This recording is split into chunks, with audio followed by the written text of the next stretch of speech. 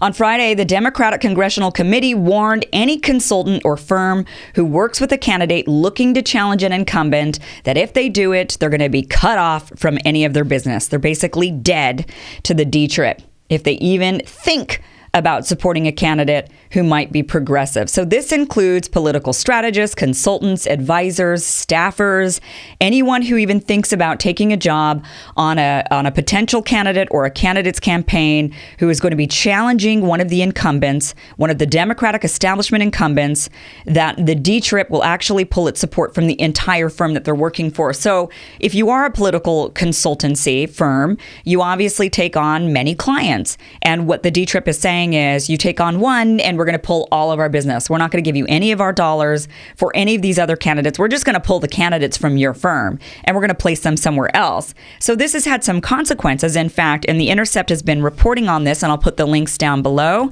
But even 6 hours after the Democratic Congressional Campaign Committee announced that they're going to be blacklisting these firms, they actually spoke to a candidate who said that just that morning after that announcement, 2 consultants dropped out from looking into her potential bid for a congressional seat.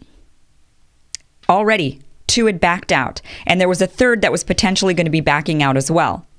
So basically, if you are a person of color, a woman, somebody young, if you're anybody who's thinking about going against the establishment and saying, you know what, like Alexandria Ocasio-Cortez, who sat there in New York and was like, I'm in this district that's filled with people of color, and we've got this, this white older guy who's wealthy representing us, and he doesn't even come from here. He doesn't really know much about this district. And so what are we doing with this guy? So she challenged him and she said, you know what, I have a better idea of what the people in this district want. And there are many districts like this, many very, very blue districts who the people in those districts are saying, gosh, this person isn't even really representative of us. And they're just part of the establishment. They're propped up by the establishment and they're winning these elections. Maybe I should step in and challenge this person. And many people are inspired by AOC and feeling like, hey, you know what? Maybe I can too. If a 20-something-year-old bartender can do it, then maybe I can too. And all of that enthusiasm, all of that momentum is being squashed by the D trip as they go on to say, you will be dead to us if you attempt this. And this is particular. Now, I can kind of understand them. I understand the idea of, look, if you're challenging a Republican, so if a Republican is sitting in that seat, then maybe the person who needs to challenge that Republican would need to be a bit more of a centrist Democrat in order to try to win over a red district. I can understand the logic in that. But when you're from a very blue district, a safely blue district like Alexandria Ocasio-Cortez, there is no excuse for this. There is no excuse for D-Trip to say, if you even think about challenging our incumbent, then we're going to bury you. There is no excuse for this.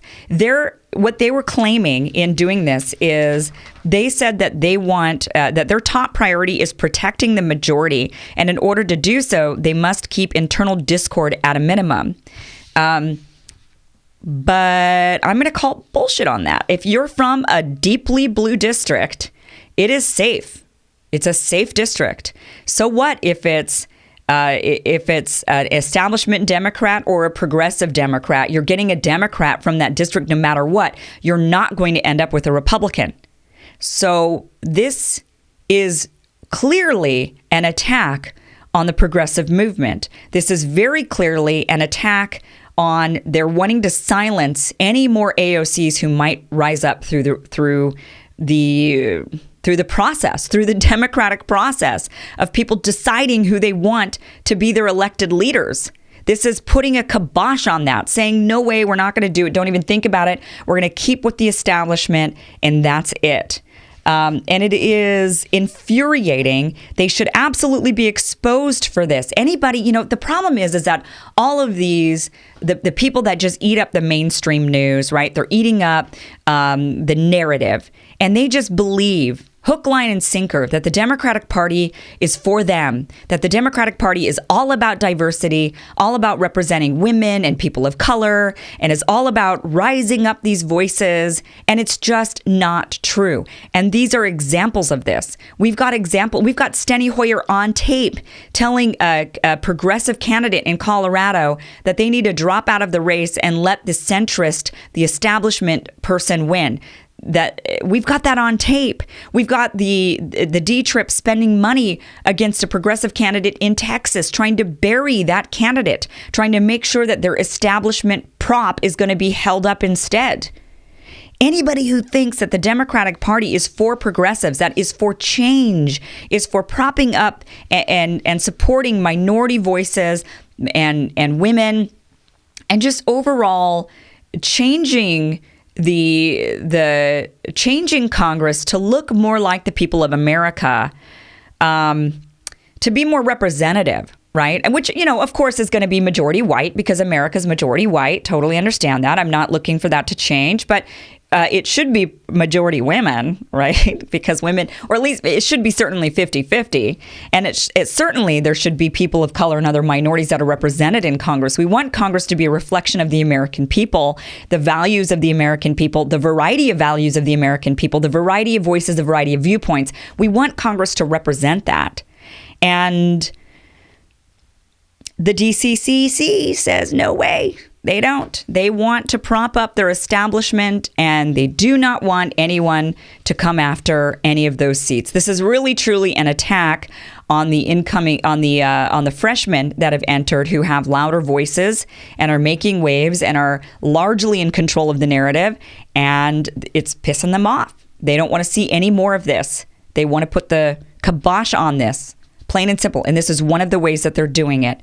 So share this with your friends, those who are big Democrats. Let them know, look, this stuff is real. This stuff is really happening. And there is no excuse for this. If you are in a deeply blue district, there is no excuse.